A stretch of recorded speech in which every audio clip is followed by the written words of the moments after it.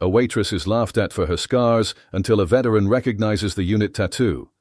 The diner's hum died instantly at table 9 when a college guy leaned forward, his hand almost brushing the rough, raised scars peeking from under Rachel's rolled-up sleeve.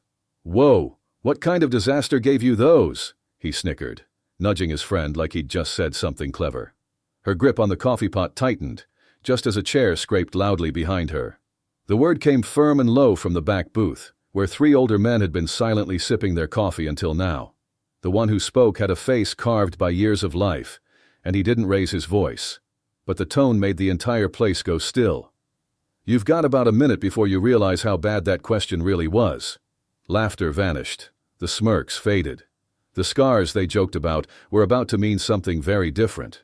Rachel had her own way of getting through the day. Keep the plates moving, refill the mugs, and never let people see too much of her arms. The uniform left little to the imagination, but she'd mastered how to carry trays and turn her body just right, so no one stared too long.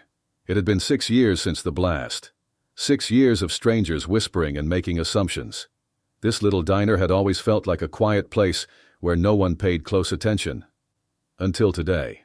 The older man, his name tag reading Walker, wasn't staring at the scars. He was squinting at something beneath them. "Miss," he said, pointing gently. "Is that the 101st's crest right there?" Her pen hit the floor. The group of boys chuckled. "What is that? Some prison ink?" Walker's 2 friends straightened up. One had tattoos crawling up both hands. The other stared like he hadn't blinked since 2005. "That's not prison," the tattooed one said. "That's a medic's mark." The other dropped his mug onto the saucer a little too hard.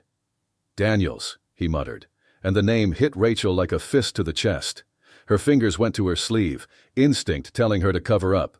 But Walker slowly stood, and when he spoke again, everyone heard him. "You think you're mocking scars," he said, tapping a faded tattoo on his own burnt arm. "But you're mocking the day this woman pulled 8 men out of fire while bleeding from her side." The guys at the table turned pale. Rachel's breathing got fast. Images she tried so hard to bury came rushing back. The smoke, the heat, the weight of a soldier slumped over her, and the fire that came again before she could get clear. "I didn't save everyone," she whispered. Walker didn't touch her, just kept his hand close. No medic ever does. The diner went quiet as Rachel slowly rolled up her sleeve. Fully visible now, the mountain crest, the coiled snake and staff, and the date that changed her life inked just beneath. The man with the dead stare let out a sharp breath. "You're the one from that CNN report." One of the boys looked like he was going to be sick. "We didn't know." The other veteran leaned in. "Now you do." Rachel was topping off Walker's coffee when the college guys left. Their plates were untouched, but a crisp $100 bill was tucked under the receipt. The quiet man nodded toward her. "They'll carry today a lot longer than you will." Rachel glanced at her arm, not to hide it, just to recognize it. "Maybe I will too."